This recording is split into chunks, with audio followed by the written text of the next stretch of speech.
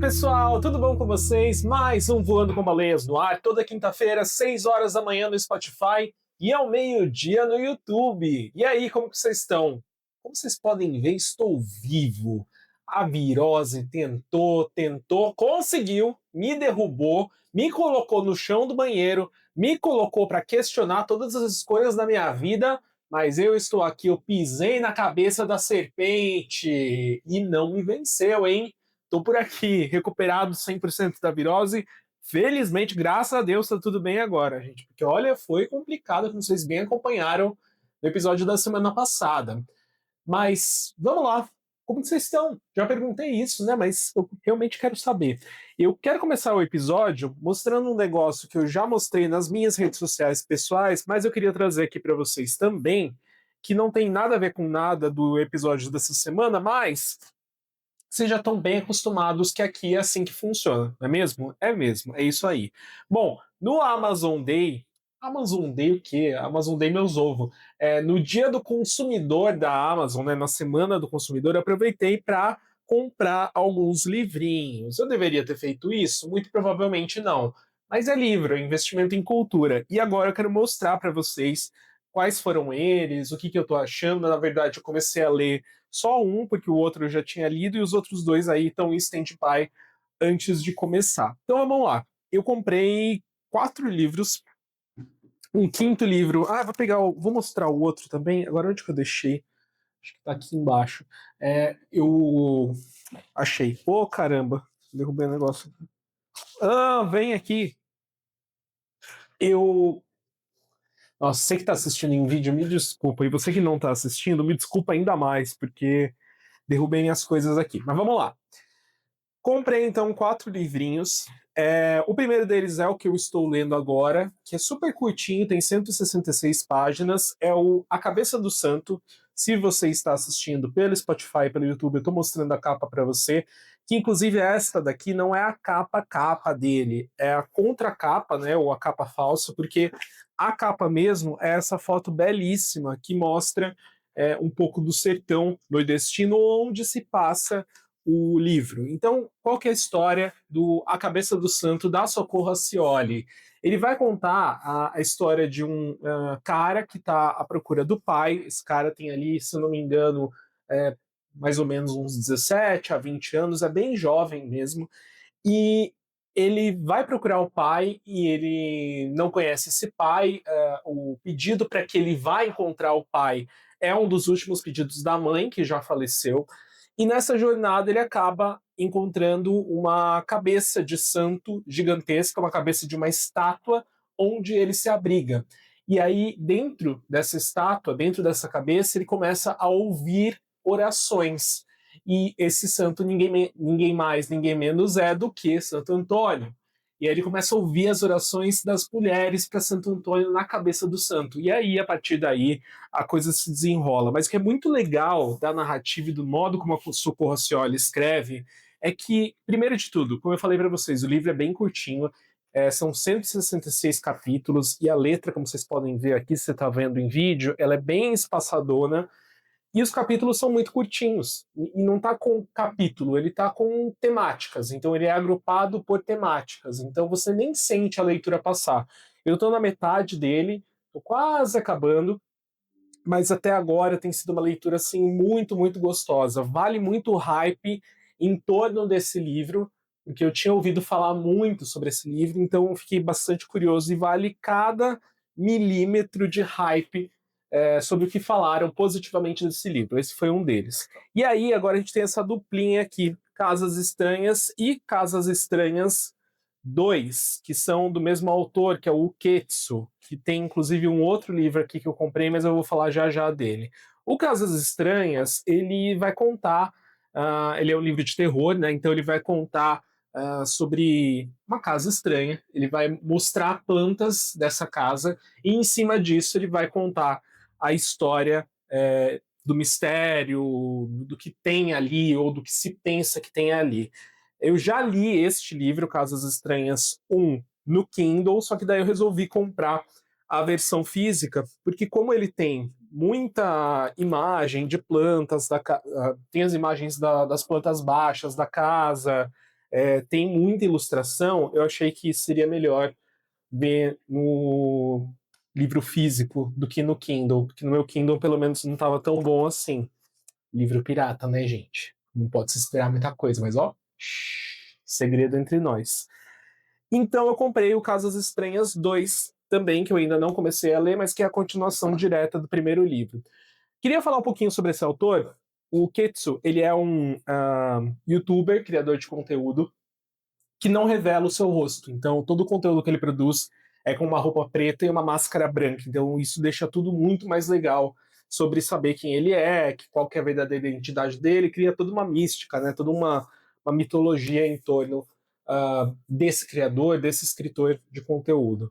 E por fim, nessa leva de livros que eu comprei na Amazon, eu comprei um terceiro livro dele, que é o Imagens Estranhas, que segue mais ou menos a mesma lógica, que eu também não comecei a ler, mas eu estou bem, bem curioso para começar logo, logo. Esses foram os livrinhos que eu comprei na Amazon. E aí, andando aqui por Campinas, tem uma livraria muito legal chamada Pontes. Inclusive, se você estiver por aqui visitando, ou enfim, passeando, ou for daqui e não conhecer, fica a dica aí, da livraria Pontes, fica ali bem no centro de Campinas. E passando por lá esses dias, eu achei esse. Que eu tô falando da Pontes? A Pontes é ótima. Ela é uma ótima livraria, mas não foi onde eu comprei esse livro.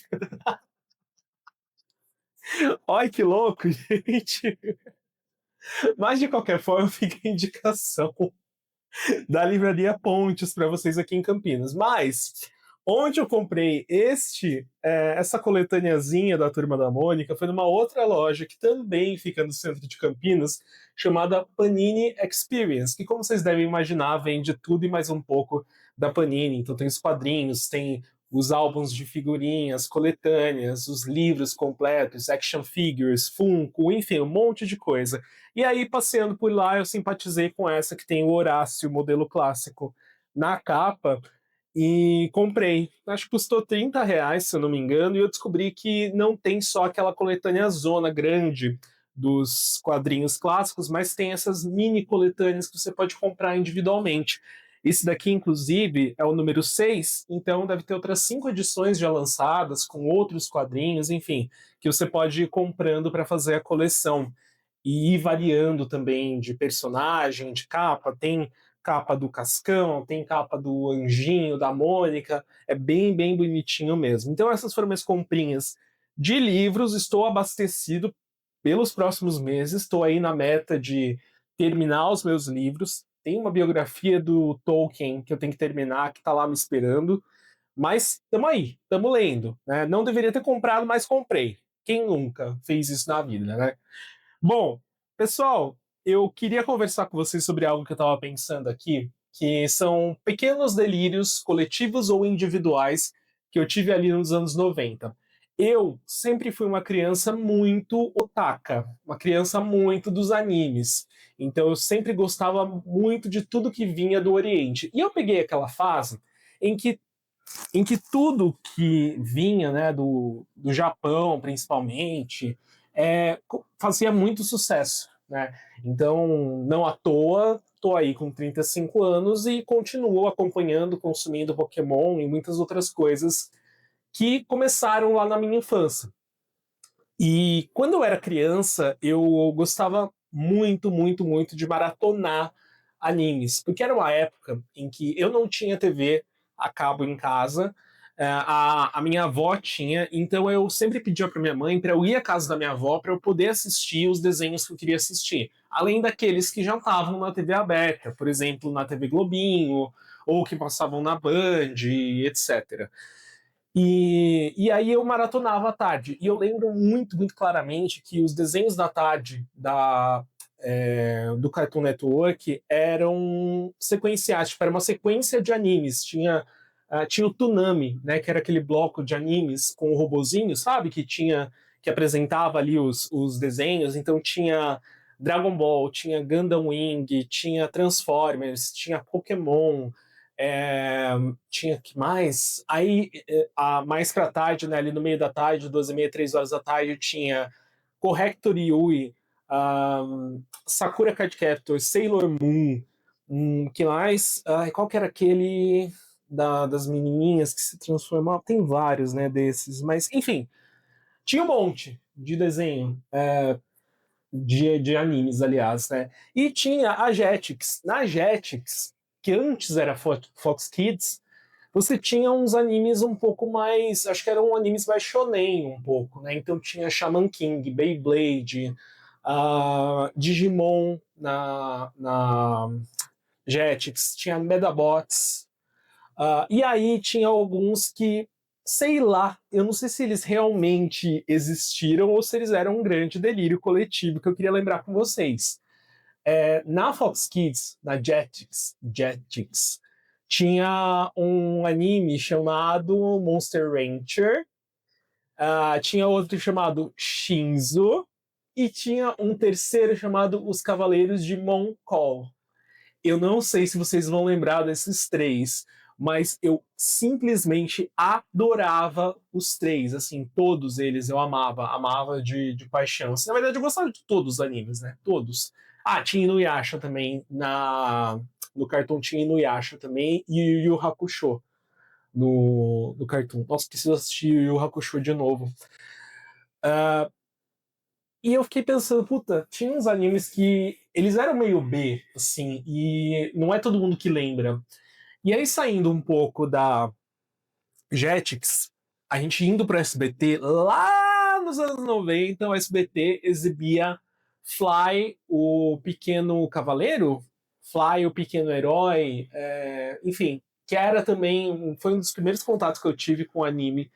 Que esse anime, Fly, do Pequeno Guerreiro, ele é baseado em Dragon Quest, se eu não me engano, o jogo. E tinha também as Guerreiras Mágicas de Rei A no SBT. O que mais que passava no SBT de anime?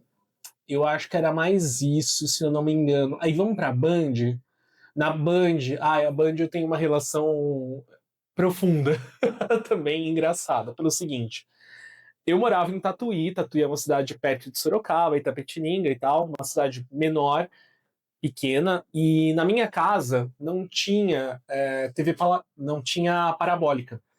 E alguns canais pegavam muito mal, assim, muito, muito mal mesmo.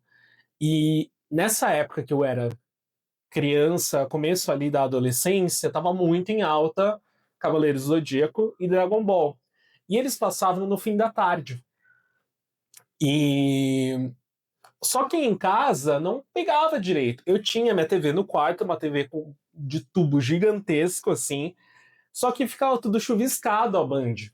E aí, para eu conseguir assistir no chuviscado, achando se eu tava vendo Majin Buu, se eu tava vendo Freeza ou se era o Kuririn, que eu não conseguia identificar qual dos três era, eu precisava ficar mexendo lá atrás da TV, tipo, no negocinho de ligar da antena, assim, porque não funcionava direito. Então, tipo, eu tinha que ficar mexendo para ficar ruim, para eu conseguir meio que assistir, assim, mais ou menos. Tudo chupiscado, tudo cagado a imagem, mas aí eu assistia. Por quê?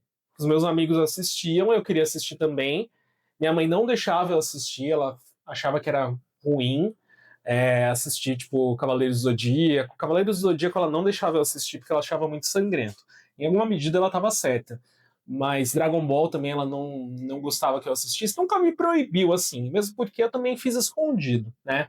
Mas eu não podia assistir. E eu ficava ali atrás, trabalhando assim, tipo, apoiava, sei lá, estojo, apoiava. é, colocava fita crepe para o negócio não desconectar e tal, para ficar mais ou menos para eu conseguir enxergar e para eu conseguir assistir. Olha que humilhação, gente. Você jovem não faz ideia do que a gente passou. Minha grande felicidade foi quando meus pais colocaram parabólica, porque daí dava para ver a imagem certinho, tipo, sem problema nenhum. E aí, na época que eles colocaram parabólica, eu queria comprar um gravador de DVD para eu poder gravar o DVD, porque só passava na Band os animes que eu gostava de assistir. Porque nessa mesma época, tava passando Inuyasha, eu já falei, o Tenchi Muyo, Bucky, que tinha também, que passava, E tinha um desenho que passava no Band Kids, esse eu gostava, mas não gostava tanto, chamado O Mago, que ele era quase como se fosse um Batman, só que ao invés de ele ter ali os Paranauê do Batman, ele era um mago, né? Então ele lutava contra os vilões usando magia. Mas era muito bom, procurem depois o mago. Então é engraçado, né, ver essas coisas que eram meio B, assim, meio fora do meio, fora do circuito Pokémon e Digimon, que também, inclusive, eu assistia horrores, assistia e consumia absolutamente tudo. Porque a gente lembra com carinho. Você fala, será que só eu assistia? Mas eu acho que não, acho que mais pessoas assistiam também e devem se lembrar. E na Globo, lembrei agora que tinha um desenho muito fofo chamado Popolocrais. Não sei se vocês conhecem ou se vocês se lembram. Ele é bem baseado em reinos, princesas, coisas do tipo, num estilo bem chibi, assim, bem bonitinho mesmo. E era muito fofo, muito fofo mesmo e muito legal, assim. Ai, gente, como vocês viram, eu tenho um repertório vasto de animes, viu? Foi uma viagem no tempo isso daqui pra mim, uma viagem na, nas coisas e nas lembranças. Acho que eu tô ficando velho mesmo. Eu tô gostando de lembrar das coisas antigas. E felizmente a gente tem acesso hoje, né? A gente consegue assistir as coisas da nossa época. Eu tô encantado com o Crunchyroll, porque eu assinei durante o período do teste, porque a Netflix fez o favor de tirar a Frieren do catálogo, né? Deixou só a primeira temporada, e aí a segunda foi pro Crunchyroll, e eu queria assistir, então eu assinei por 7 dias, mas eu tô considerando seriamente continuar assinando, porque reencontrei ali, tipo, Digimon clássico, um monte de animes que eu assistia na época que eu era criança. E que minha única preocupação na vida, minhas únicas preocupações eram, tipo, estudar e sei lá, saber se minha mãe ia deixar eu brincar com meus amigos ou não e jogar videogame. Ai, por que que é a menor parte da nossa vida, né? Por que ser criança é a menor parte da nossa vida? Eu fico me questionando isso até hoje. Gente, espero que vocês tenham gostado dessa viagem desse velho aqui, caquético, caindo aos tampos, né? Foi isso, era isso que eu queria conversar com vocês. Voando com a Baleza chegando ao fim. Não se esqueçam então que a gente tem um encontro marcado toda quinta-feira, às 6 horas da manhã no Spotify e ao meio-dia no YouTube, além dos nossos cortes no Instagram, TikTok e também YouTube em formato Shorts. Tá rolando corte a rodo, hein? Vocês não podem dizer que eu não voltei. Eu espero vocês no próximo episódio. Fiquem bem, se cuidem. Um abraço, até lá. Falou, valeu, tchau, tchau.